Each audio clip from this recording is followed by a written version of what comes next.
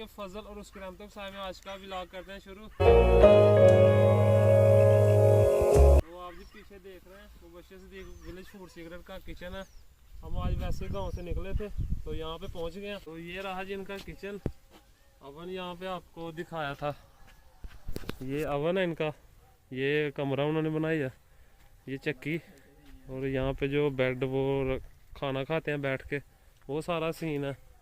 ये देखें VFS village food secrets का जो कमरा है, और ये उनका गाँव है। तो ये उनका किचन है, साथ ये रहा जी सारा सामान अंदर पड़ा हुआ है। अभी जी ये उनका डाइनिंग टेबल है, यहाँ पे दाने वगैरह भी डाले हुए हैं, बतखें शायद घर बांधी है उन्होंने। तो अभी जी आपको दिखाया उनका सारा ये किचन वगैरह। तो अभी हम गांव की तरफ निकलने लगे हैं, घर को जा रहे हैं वापस। दफ़ा आपको मैं दिखा रहा हूँ घर, ये पीछे हमारे। तो इंशाल्लाह